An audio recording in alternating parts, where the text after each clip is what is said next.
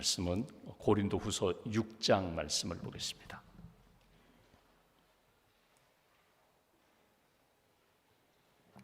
고린도후서 6장 1절과 2절 두 절 말씀, 1절과 2절 함께 봉독하겠습니다. 우리가 하나님과 함께 일하는 자로서 너희를 권하노니 하나님의 은혜를 헛되이 받지 말라.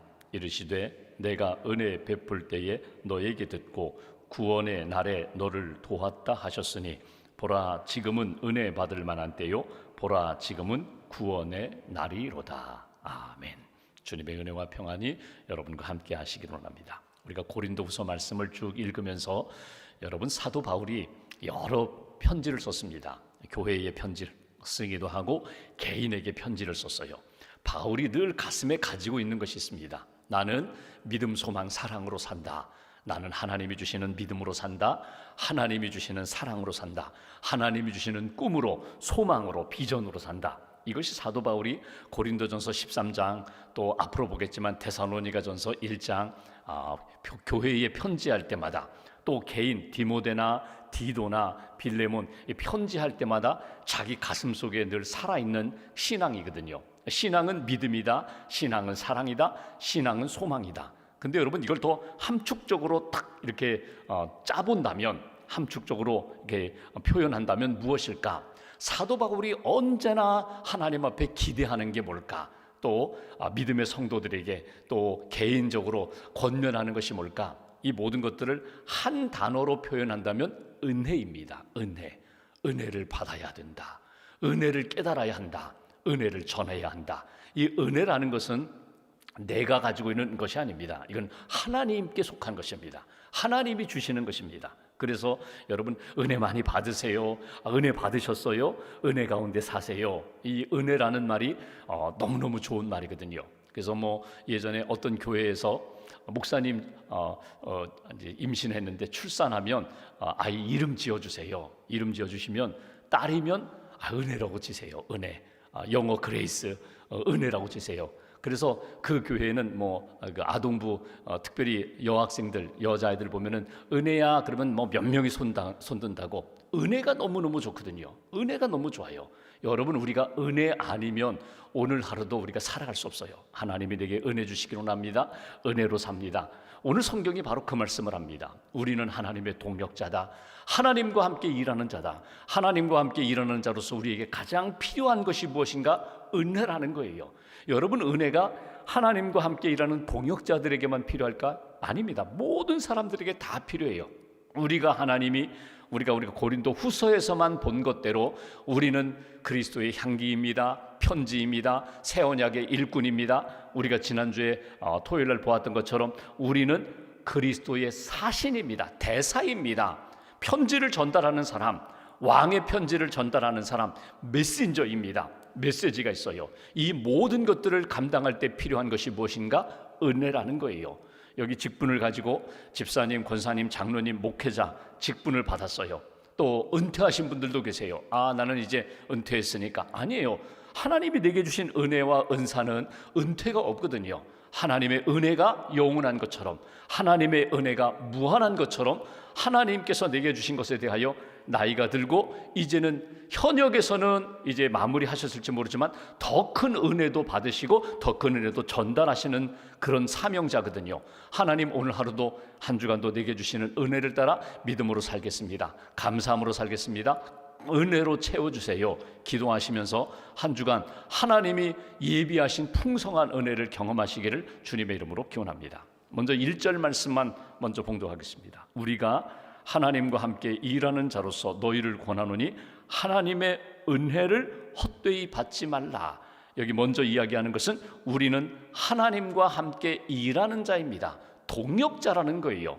우리가 지난 토요일 날 보았던 20절 말씀 보실까요? 5장 20절에 보시면 그러므로 우리가 그리스도를 대신하여 사신이 되어, 그리스도의 사신이 되어, 사신이라는 것은 보냄받은 자거든요. 편지를 전달하는 자거든요. 왕의 편지를 전달하는, 하나님의 편지를 받고 하나님의 편지를 전달하는 사람이에요. 여기 20절 후반부에 나오는 것처럼 너희를 권면하는 것 같이 그리스도를 대신하여 간청하노니 너희는 하나님과 화목하라, 평안해야 한다는 거예요.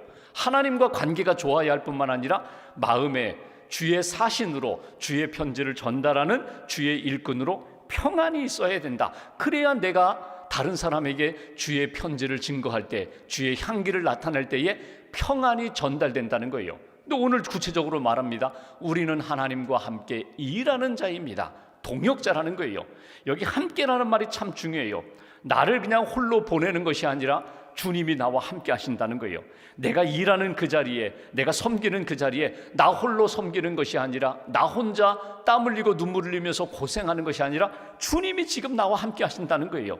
주님이 너와 함께 하심을 잊어버리지 말고 주님과 함께 일하는 자로서, 주님 내 안에 계시지, 내 손에 계시지, 내 입술에 계시지, 하나님이 기뻐하시는 역사가 나타남을 감사함으로 감당하라. 이것이 주님과 함께 일하는 자예요. 여러분 잘 보시면 내가 지금 신앙생활하면서 여기까지 올 때에는 하나님의 은혜, 하나님의 동행하심이 있었고요, 임마누엘의 은총이 있었을 뿐만 아니라 나를 위하여 기도한 분들이 있었어요. 여러분 이거 잊지 마셔야 돼요. 나를 위하여 간절히 기도하시고 나에게 복음을 전해주시고 내가 믿음으로 잘 설 수 있도록 늘 내 곁에서 도와주신 분들이 있어요. 나는 다 잊어버렸을지 모르지만 그분들은 잊지 않으세요. 여러분 잘 보십시오. 여러분 학생들이 선생님의 은혜를 사실은 다 잊어버려요. 다 기억하지 못해요. 근데 선생님은 알아요. 내가 그때 아이고 그 친구 잘못해서 내가 매를 들어서라도 내가 고쳐야지, 그 마음으로 참 내가 눈물 흘리면서 내가 바로 세워줬는데 정말 바로 세워졌어. 그 친구가 정말 이게 성숙한 그런 학생이 되어서 선생님은 잊지 못해요. 학생은 내가 그때 많은 은혜를 받았는데 뭐 가끔 생각하기도 하고 잊어버리기도 하지만 선생님은 잊지 못하거든요. 내가 이렇게 믿음으로 여기까지 올 때에는 나를 위하여 눈물로 기도하신 분이 있어요. 부모님이 기도해 주셨고 선생님이 기도해 주셨고 또는 성숙한 성도가 나를 위해서 기도하면서 여기까지 잘 세워줬어요. 그 은혜를 우리가 받았다는 거예요. 여러분 하나님의 은혜가 있고 나를 위하여 지금까지 인도해 주시고 세워주신 분이 있어요. 사실 내가 여기까지 올 때 보면요, 나의 교과서와 같은 분이 있거든요. 모델과 같은 분이 있어요. 나를 인도해 주신 분이 이렇게 말하는 거예요. 기도하시는 걸 배워야 돼요. 성경 읽는 것을 배우셔야 돼요. 나처럼 봉사하는 것 같이 가서 한번 봉사의 자리에 참여해 보세요. 그러면 믿음이 생겨요. 하나님의 은혜를 받아요. 기쁨이 넘쳐요. 그분 따라다니면서 흉내내다가 어느 순간에 은혜를 받고 하나님의 역사를 체험하면서 내가 홀로 설 수 있는 그런 성숙한 신앙인이 되었거든요. 그리고 지나다 보니까 어떤 경우에는 내 곁에서 나를 좀 배우고자 하는 사람이 나와요. 나를 배우는 것이 아니라 나를 통하여 예수님의 은혜와 능력과 체험을 하기를 원하는 분들이 있어요. 이것도 은혜라는 거예요. 하나님이 나와 함께 하십니다. 하나님이 나와 함께 하실 때 사람들을 보내주셨어요. 기회를 주셨어요. 그리고 내가 여기까지 왔다면 내가 오늘도 하나님의 은혜를 받고 나와 함께 하는 사람들을 세워주는 사람, 내가 평안하고 그를 평안케 해주는 하나님의 사람이 되어야 한다. 이게 하나님의 동역자라는 거예요. 하나님과 나와의 1:1의 관계, 영적인 인격적인 관계 속에서 틀림없습니다. 분명합니다. 하나님 내 안에 계십니다. 내가 주님 안에 있습니다. 동시에 하나님과 함께 일하는 자로서 내게 맡겨주신 모든 일들을 나는 주님과 함께 감당합니다. 주님이 주시는 힘으로 감당합니다. 이것이 하나님이 우리에게 원하시는 뜻이다. 바울은 그 얘기를 하고 있는 거예요. 고린도 교회를 향하여, 성도들을 향하여 여러분들은 그리스도의 사신입니다.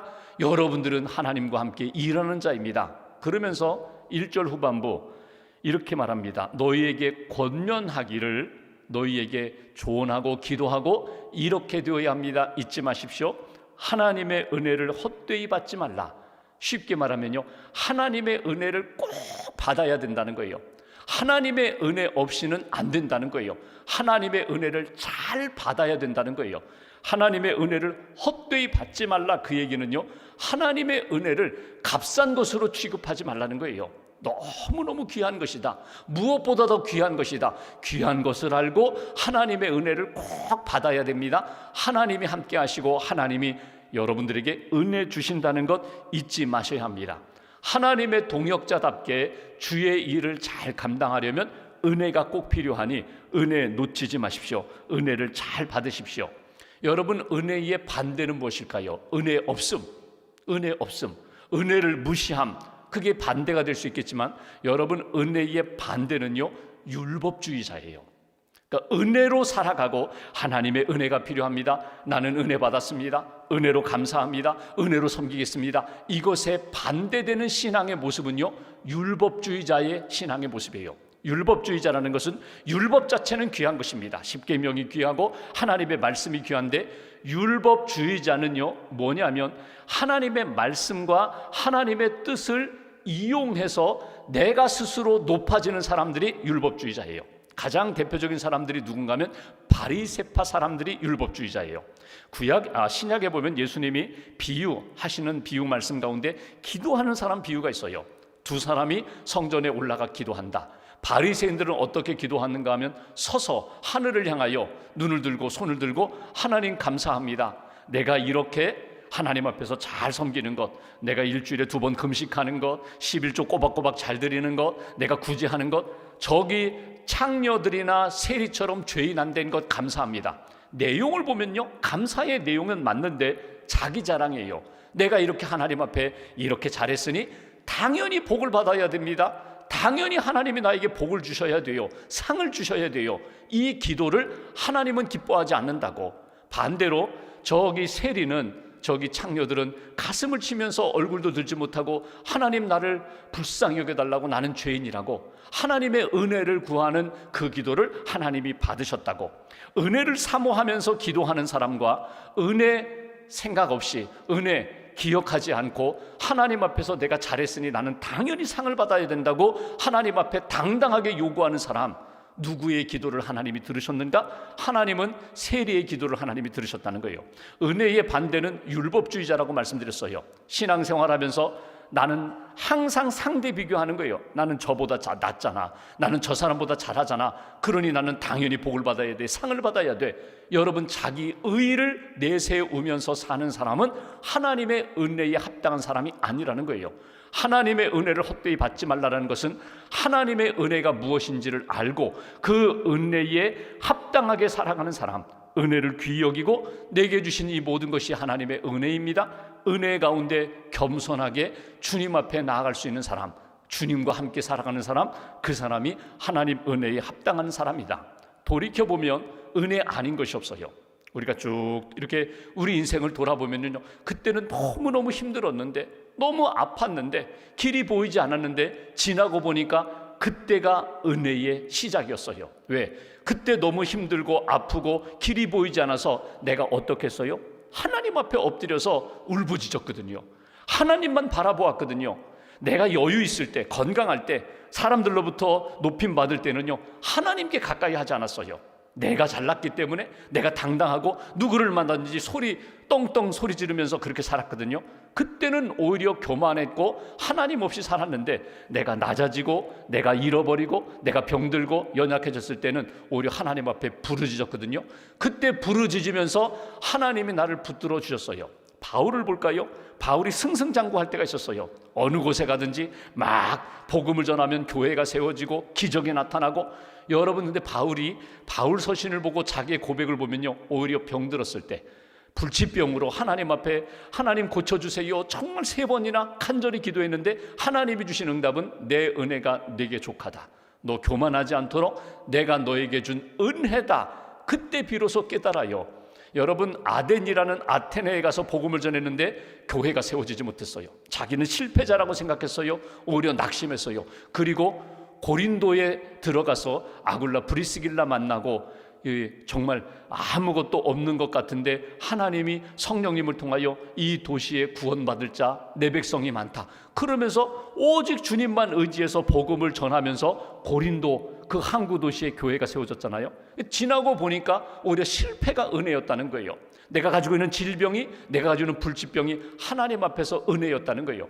은혜 아닌 것이 아무것도 없어요. 다 은혜예요. 오늘 사도 바울이 권면하는 것은 내게 주신 하나님의 은혜가 지금도 살아있다는 거예요. 지금도 하나님이 주시는 은혜를 놓치지 말아라. 은혜를 소중히 여겨라. 은혜 가운데 하나님께 더 가까이 나아가고 하나님이 주시는 은혜를 잃어버리지 말아라. 놓치지 말아라. 오늘 그 말씀이에요. 하나님이 내게 주신 것 모든 것이 다 은혜다. 여러분 이 아침에 기도하러 오셨어요. 기도할 때에 제일 먼저 하는 기도가 있어요. 누구든지 새벽에도 또는 어디가 묵상 기도할 때에 또는 큐티 할 때에 제일 먼저 하는 기도가 있어요. 여러분 첫 번째로 하는 기도가 뭐예요? 어떤 사람은 5가지, 10가지, 20가지 줄줄이 아주 무의식 중에라도 기도하는 제목들이 쭉 있는데 누구에게나 내가 제일 먼저 하는 기도가 하나님이 정말 기뻐하시는 기도인가 한번 점검해 보시라는 거예요. 내가 정말 절박한 기도가 있어요. 절박한 제목이 있어요. 요즘 내가 매일마다 기도하는 제목. 근데 여러분 이게 하나님의 은혜라는 거예요.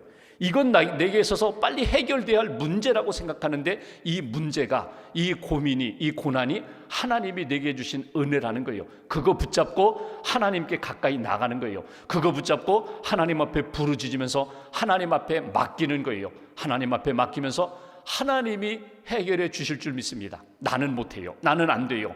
시간이 흘러도 해결되지 않는데 하나님 앞에 맡기면서 내게 주시는 놀라운 은혜가 있다. 2절 말씀 보실까요? 그러면서 주시는 표현이 이것입니다. 하나님의 은혜를 헛되이 받지 말라. 이르시되 하나님의 말씀 구약의 이사야 49장 8절을 바울이 인용합니다. 내가 은혜 베풀 때에 너에게 듣고 구원의 날에 너를 도왔다. 여러분 이 말씀이 어떤 말씀이에요? 은혜 베풀 때 너에게 듣고 너의 기도를 들으면서 너의 눈물의 소리를 들으면서 울부짖음을 들으면서 내가 은혜를 베풀었다는 거예요.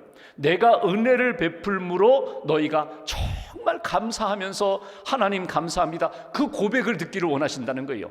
하나님과의 관계 속에서 가까이 나아가 은혜로 구하고 은혜로 응답받고 하나님 앞에 감사하기를 하나님은 원하신다, 기다리신다, 기뻐하신다. 또 구원의 날에 너를 도왔다. 너를 도와서 온전히 구원, 회복되기를 원하신다는 거예요. 여러분 구원이 영적인 구원이 있습니다. 우리의 삶에 있어서 문제가 해결되는 구원이 있어요.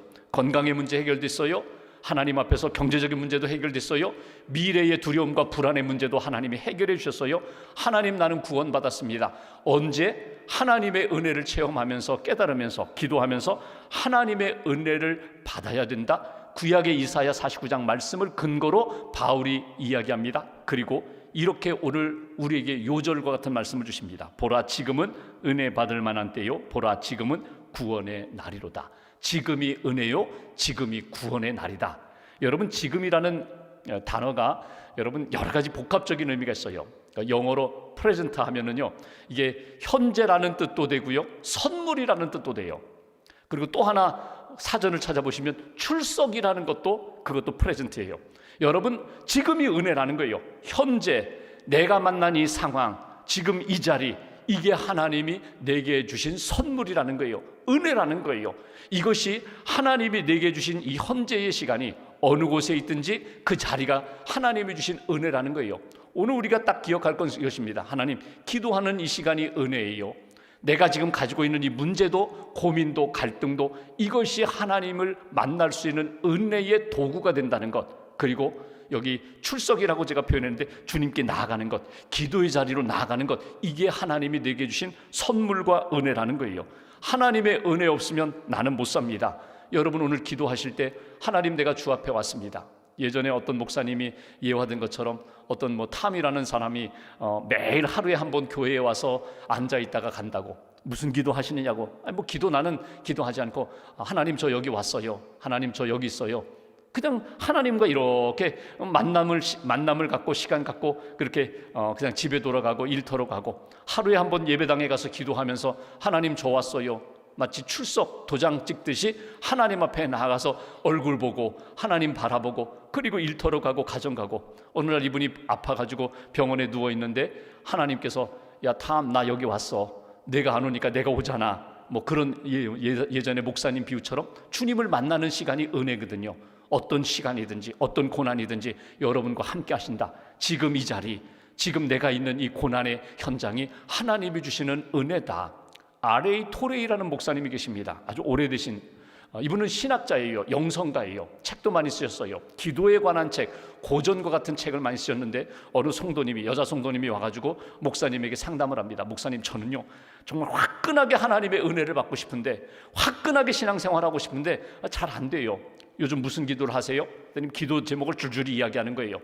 그래서 토레 목사님이 성도님에게 다른 기도 하지 마시고 딱 한 가지만 집중하여 한번 기도해 보시라고. 어떤 기도요?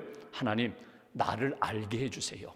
내가 누구인지 나를 좀 알게 해주세요. 그거 한 가지만 가지고 기도해 보시라고 기도했어요. 며칠에 오셨어요.